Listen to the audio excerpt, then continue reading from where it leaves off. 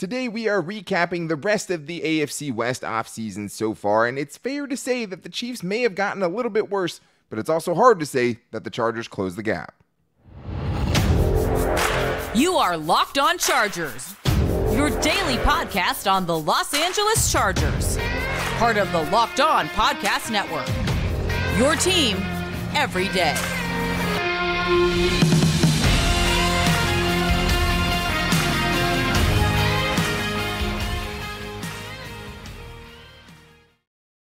What is up, and welcome into the Locked On Chargers podcast. I'm your host, Daniel Wade, joined as always by my co-host, David Drogemeyer. We've been covering the Chargers together now for 7 seasons, but this is our 5th season as a host of the Locked On Chargers podcast, bringing you your team every day. Thank you guys, as always, for making us your first listen today, and to make sure you never miss the show, go follow or subscribe for free on YouTube and listen to wherever you get your podcast from, especially so you don't miss tomorrow's show, because we are trying to get on.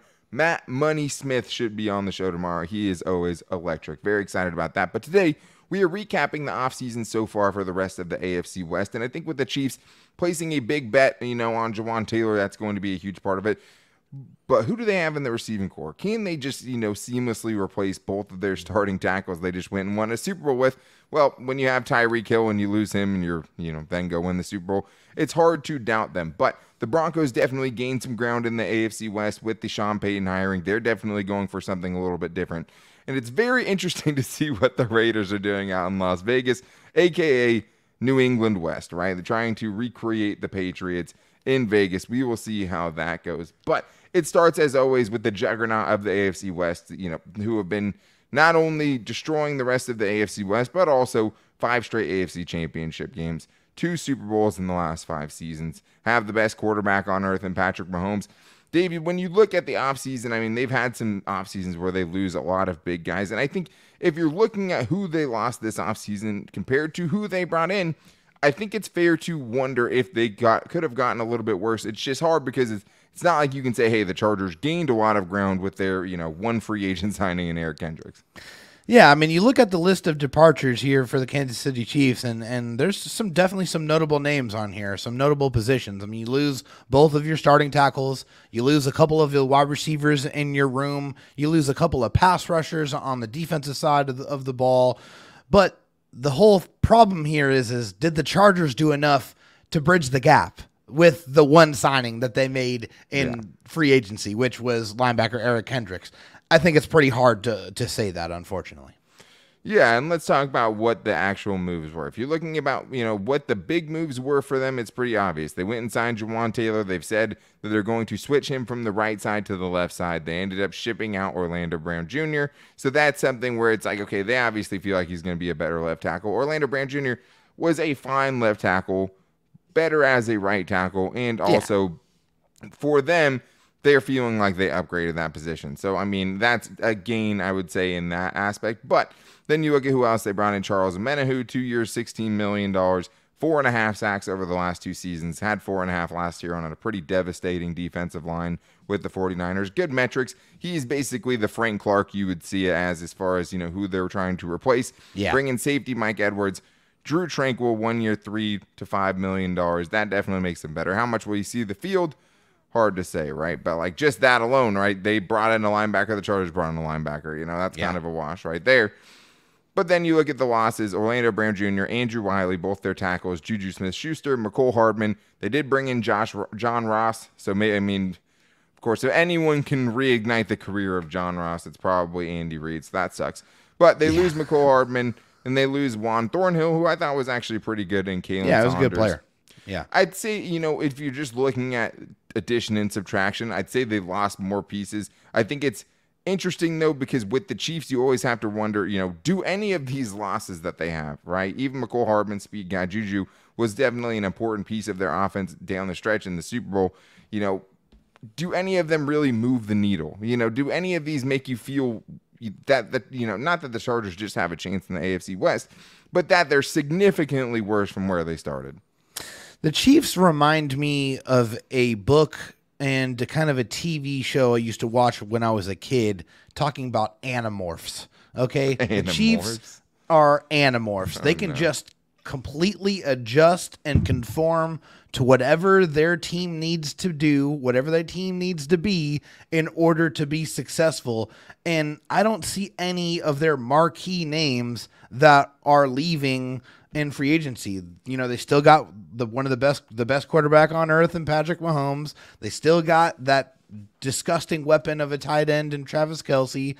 I mean, they just still have so much firepower, and it just doesn't seem like any of the moves, any of the guys that left in free agency are going to cause a big enough ripple effect to change the dominance that we've seen from them.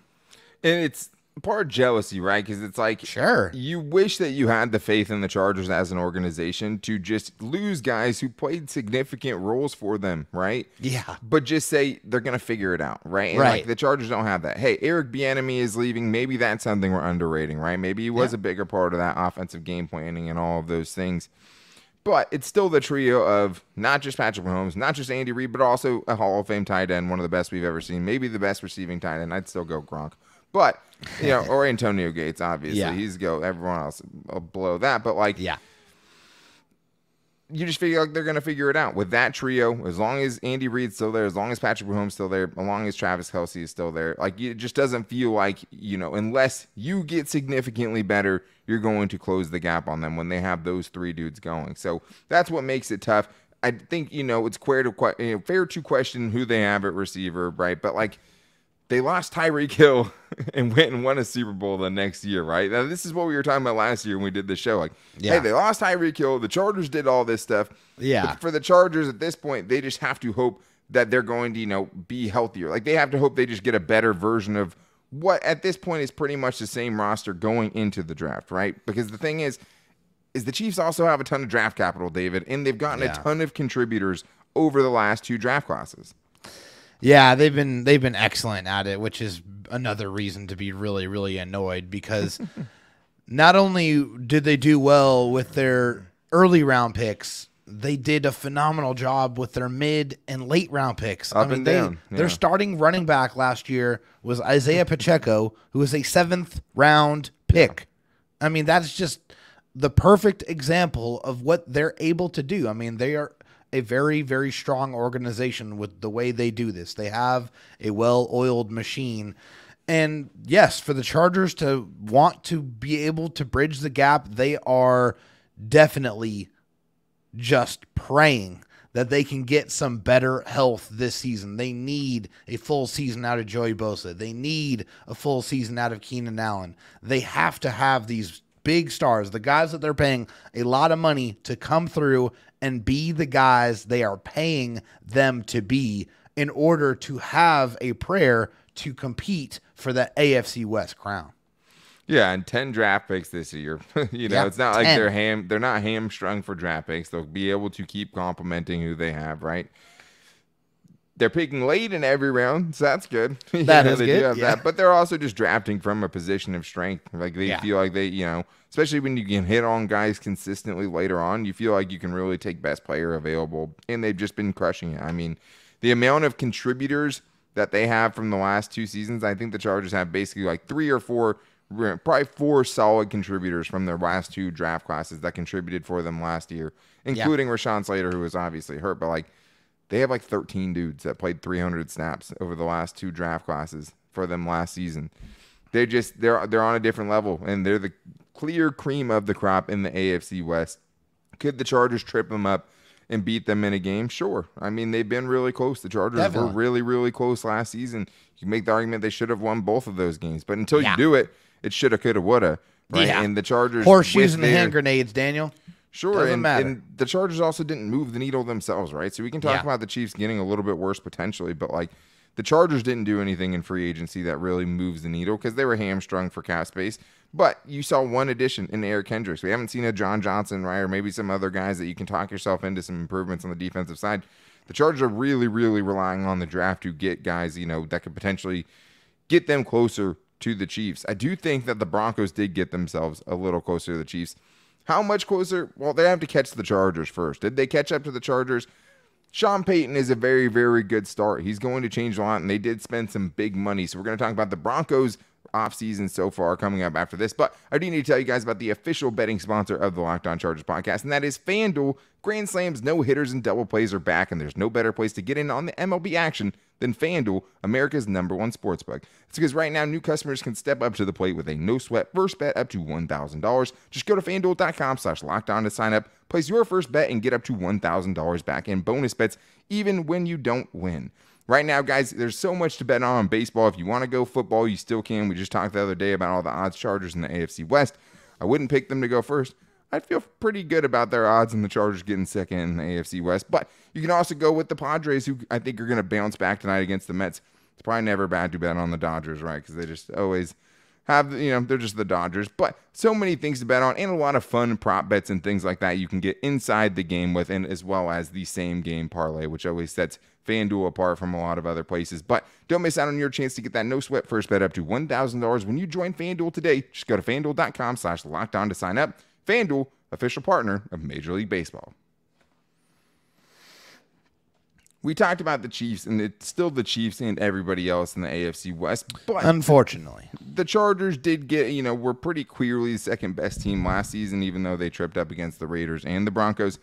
God, that's one thing that hurts for the Broncos is you traded those picks away for Russell Wilson, but then you had a really, really bad season. So that ended up being really, really good picks that they ended up giving away for Russell Wilson. But they got the prettiest girl in the room from a coaching standpoint. They were the team that was able to go land Sean Payton. And we talked before when we thought there was a chance the Chargers could be getting Sean Payton because of how many times Sean Payton said he wanted to go to the Chargers.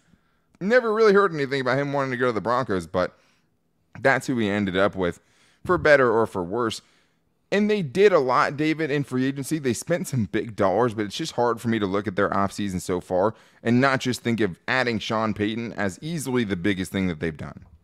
Absolutely. I mean, hey, the Penner family, basically the Walmart conglomerate, Walmart royalty is the guys who bought the Denver Broncos, and new ownership group, the new ownership group, right? So they busted out the checkbook and said, "Hey, I fired my old coach. I need to get the biggest name that was available." And I'm going to miss Nathaniel Hackett. And they got Sean Payton. And so you can't, sit here and they spent a lot of money. I mean, a good amount of money bringing in some players. But it just, for me, it feels like the biggest addition that they made was the head coach because of what they went through with Nathaniel Hackett and that experiment with Russell Wilson and how that did not go right. And they have to get this right when you have a quarterback that you're paying $250 million. And the Chargers do have a hope that, hey, maybe Joe Lombardi blows it up from the inside out, right? I mean, Sean Payton is a great coach. I think there are some detractors, sure, that would say he should have done more with prime Drew Brees when he did. But to me, what was always most impressive was just the way he evolved. I mean, David, you would be an Animorph guy, but at the same time, just like how they evolved with Drew Brees as he got older, right? Being able to be successful and change with the times and kind of, got out of there at, when he couldn't really do anything else. And right. With his deteriorating arm strength, they were still able to formulate a game plan to be able to go out there and still be extremely productive on the offensive side. Yeah, and Sean Payton's offense was really good, had one of the best offenses in the league for a reason. It's a lot of option routes, it's a lot of things like that where it's like it can work and when it's at its highest against pretty much any defense for sure. If you have the right guys pulling the trigger, they still have Russell Wilson. So that's going to be their own thing they have to get around. But I think it's very interesting who they signed and from where they signed those guys, Dave. And we talked about this a little bit before the show. Look at who they brought in. Mike McGlinchey, huge deal, 5 years, $87.5 million. Probably, I mean, I think you could say they overpaid for some guys. $52 million guaranteed on that deal. Yeah, and then he's from San Francisco, obviously a very run-heavy team. Then you look at who they signed at guard, Ben Powers, 4 years, $51.5 million. Big money. Another power-running team with the Baltimore Ravens. So with Javonte Williams coming back in the fold, David, it's definitely starting to become a clearer picture about where the Broncos are trying to go with this, which is, hey, take less off of Russell Wilson's plate. Let Russell Wilson cook less. Let's build a power running game around him to kind of complement him and be a very physical team that's tough to beat up front. Well, yeah, take more off of his plate for sure. Take Yeah. a lot more. That way they don't have to throw the ball as much. And they know what they have with Javonte Williams. Javonte Williams is a phenomenal talent, a very, very good running back, and they are investing in that very heavily. They put a lot of money. I mean, that's $130+ million between two players. They are really trying to turn this into a power running scheme, which makes a lot of sense. I mean, you want to limit the amount of times Russell Wilson's going to throw so that when he does and you run the ball really effectively, that play action is going to be so much more effective. And that's going to be good for him because I think last year we saw some definite signs of Russell Wilson not necessarily being the same player that we expected or that we've seen from him throughout his career. So kind of changing the game plan to be more power run heavy seems like a very good pointed approach for the Broncos organization. I mean, it should scare the Chargers with how bad their run defense has been under Brandon Staley for sure. I mean, they're a team very bad. I think, you said 130 million. It's probably closer to 150 if, add in Samaje Perine. You added, and tight ends and fullbacks and all the other things that they've kind of put in this to kind of change the image of this offense. And it should kind of be a little bit scary. Did they close the gap? I mean, a lot of things still have to go right. I mean, Russell Wilson still has to be a lot better. Yeah. But it seems like their defense is always good. So that's the frustrating part is like it feels like they'll still have a pretty good defense. They added Zach Allen to a 3-year, $47.75 million contract. That was seen as an overpay by a lot of people as well. Yeah. But hey, a lot of people thought the Jaguars overpaid a ton last season, and those additions ended up especially Christian Kirk, and he them. turned out to be a very, very good contract for them. Yeah, so. Absolutely. As far as their losses go, I mean, a lot of their losses they replaced with just different kinds of players, especially on the offensive line. Draymond Jones, though, definitely a big loss. You wonder where that, after trading Shelby Harris for Russell Wilson originally, and now you lose Draymond Jones in the interior. It'd be interesting to see where that pass rush comes from on the inside. Zach Allen has some versatility there, but different kind of players for sure. Draymond Jones was a very good interior pass rusher. And the thing about the Broncos is, David, is they kind of had to go big, right, in free agency. Because when you're looking at what they have coming into the draft because of that Russell Wilson trade, like they're very hamstrung going into the draft for sure. Very hamstrung to the point to where they don't have a first-round pick and they don't have a second-round pick. They don't pick until the third round, where they do have 2 third-round picks, but they only have 5 total picks in this entire draft, Daniel. They have a 4th, a 5th, and a 6th to go along with those 2 third-round picks. So they have to hope that the money that they threw out there in free agency was going to be something that's going to push them over the edge or get them closer to where they want to be because, I mean, not really very many top 100 picks is going to make this really hard to try to find day one contributors in the draft. And that's why, it was so bad for them. They give Seattle a top 10 pick because of just how bad they were last season.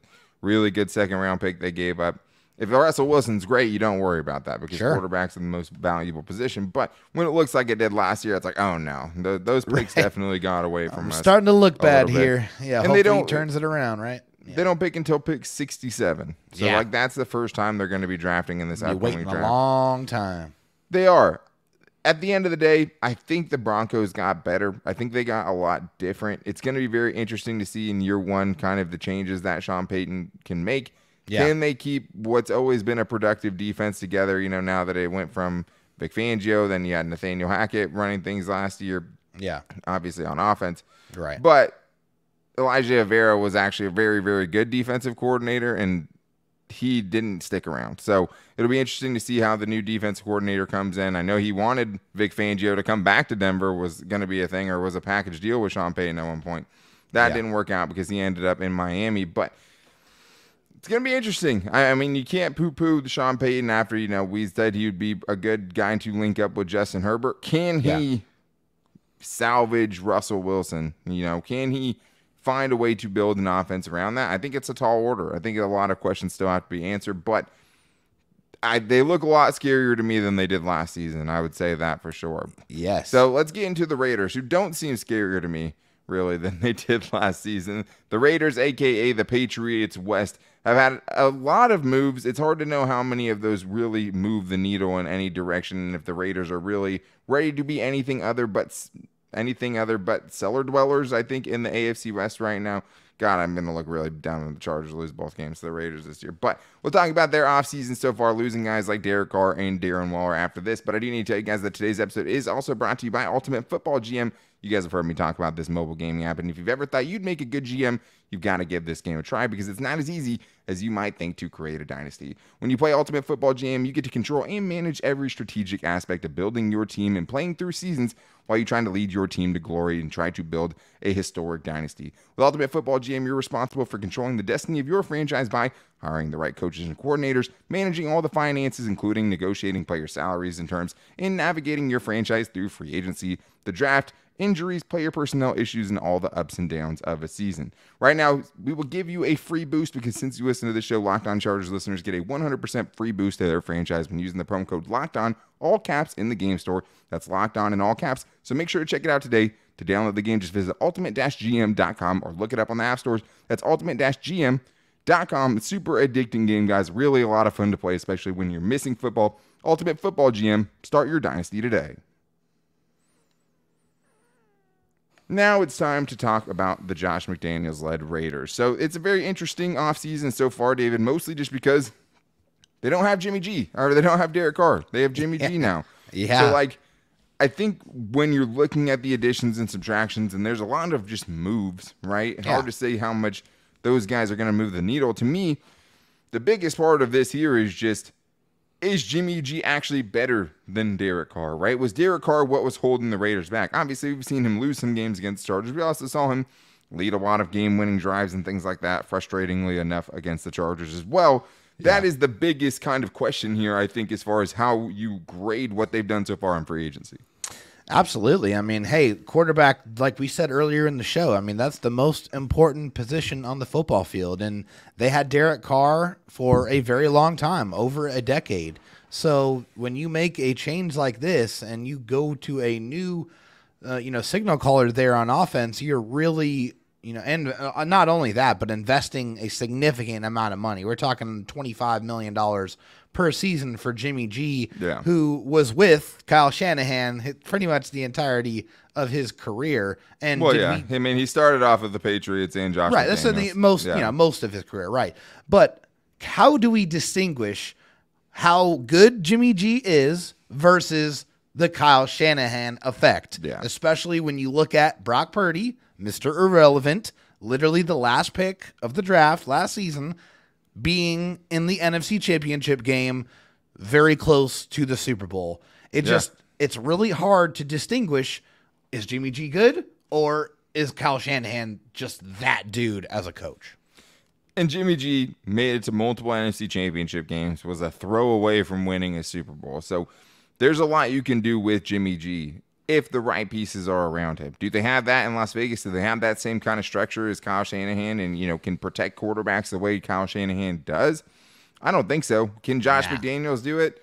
I mean, he wasn't able to do it with Derek Carr last year. Wasn't really able to kind of turn him into that guy that can. And I would say Derek Carr is more mobile than Jimmy G, too. Oh, he's a lot more mobile than him for sure. Yeah. I mean, they're basically the Patriots West with a little splash of Chargers because they also have Brandon Faison, who they signed to a 2-year deal with DeAndre Carter, and Jerry Tillery. So those moves don't scare me a ton. Marcus Epps at safety, they brought in Austin Hooper at tight end. Underwhelming season 2022. Not a lot that moves the needle. But I do think when you're looking at losses, it'll be interesting to see kind of how much the Darren Waller move hurts them, right? Because he had been banged up for sure. He had been banged up. I get it. But they just gave him an extension last offseason. That's why I was shocked. Yeah, I was just like, man, under Josh McDaniels, right? That's the thing. Yeah, exactly. Which was even more of a head scratcher. I mean, hey, we don't know what's going on behind the scenes. Maybe there are some personality clashes. That does happen. But man, you don't really ever see.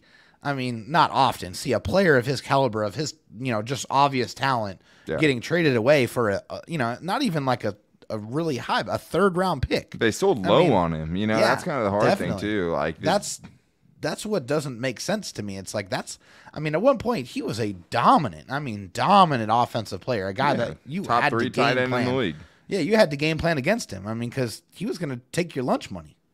He's a special talent, and how do you can't just replace a special talent with a late third round pick necessarily, right? We'll see what that turns into.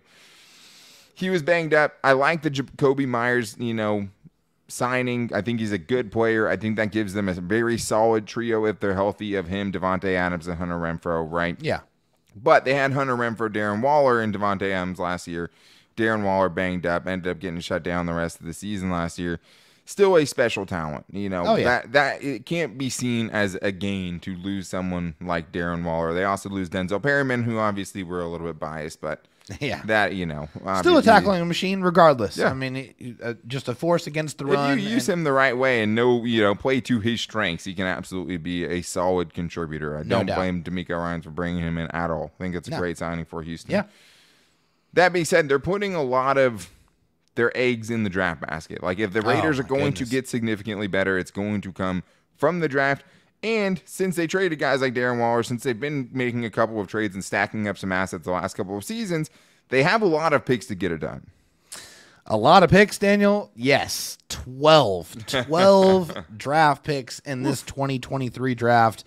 And they're pretty good picks. We're talking, the first round, 7th overall, second, 38. And then you have 2 in, the third round, 70th and the 100th. So that's 4 picks inside the top 100. I mean, that's 5 picks in the top 109. That's phenomenal. Yeah. I mean, that's a lot of dart throws.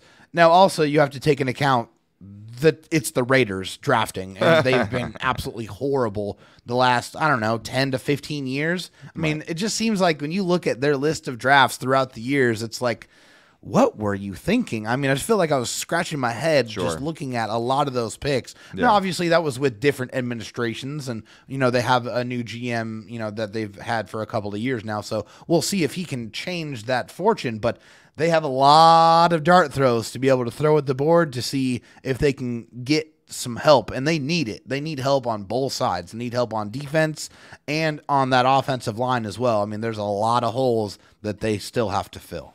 Yeah, and it's hard to say if they've gotten a lot better. I mean, the one thing you can say is they're going to look a lot different, right? That's for sure. 4 picks inside the top, or 5 picks inside the top 109. Yeah. 7 picks in the 5th round or later.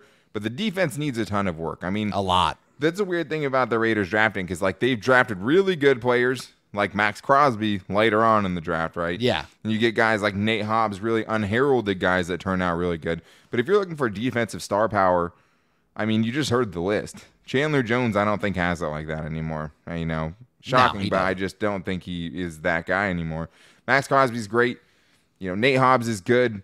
Trayvon Merrick, bullish on him. Liked him in the draft out of TCU. Besides that, though, who else? Who are you going with there? Is Jerry Tillery going to save the day? Is Brandon Faison going to save the day? I don't think so. So they're asking a lot coming out of this draft. I don't see how the defense gets good enough to make them super competitive, and we'll see where it goes. But they were easily the last team as far as draft odds, according to FanDuel, to win the AFC West at plus 1,200. Chargers were plus 360. Broncos were plus 420. So it has them pretty close. The Raiders are a distant 4th. I don't think there's anything they've done in free agency so far that would move the needle and make them, competitive. And when you have a draft strategy of FTR and family trust respect, it's just hard to find the results after that. But the Raiders are going to inevitably make me look terrible. This is going to get clipped up at some point if the Chargers lose. So Chargers, I beg you. Let's sweep the Raiders. Let's sweep the Raiders again. Let's go back to the glory days of my youth, where we literally beat the Raiders 13 straight times. Just destroyed them. It was every time they were on the schedule, it was just automatic W. It was just a matter of how it was going to happen. That's the days that I want to get back to. Dominance. And since then, we had to watch an 0-6 in the AFC West season, right? So it's like, I'm pretty sure that was with Justin Herbert. That was only a few years ago. It makes me sick. But hey, let's sweep the Raiders. Let's see the Chargers sweep the Raiders and get those 2 big wins in the AFC West, and then maybe you steal a game from the Chiefs. They're not unbeatable. They're the cream of the crop, but Chargers can absolutely steal a game from any of these teams. I'm not going to say they're going to sweep the Broncos this year, though, after seeing them split a, series to a much worse team potentially last season, right? Much worse coach team for sure, because their interim coach smoked the Chargers in a game that they shouldn't have been playing any starters in week 18 of the season. But If you guys didn't hear me at the beginning of the show, tomorrow, the voice of the Chargers, Matt Money Smith, is coming on the show. Very, very excited. That man crushes interviews. You're going to want to make sure you're here for that one. To make sure you don't miss it, follow or subscribe for free on YouTube and listen wherever you get your podcast from. You can also find the show every day on all of our social media. You can hit us up on Twitter at LockedOnLAC. You can find me on Twitter at DanTalkSports and David Drogemeyer on Twitter at DroTalkSD. You can also find us on Instagram at LockedOnChargers and on our Locked On Chargers Facebook page too. You can also call into the voicemail line for the Fan Mail Friday show later on in the week, guys. If you want to do that, the number there is 323-524-7924. Thank you guys again for making us your first listen today. If you need a second listen, make sure to check out the Locked On NFL Scouting with the Draft Dudes. From free agency to the draft to salary cap management and more. Join NFL experts Kyle Krabs and Joe Marino as they take you through what it's like to build a successful NFL franchise. Monday through Friday, finding wherever you get your podcast from, just like where you can find us. Thank you guys again for checking us out today. Make sure you're back here tomorrow for Matt Money Smith. Until then, take it easy and go Bolts.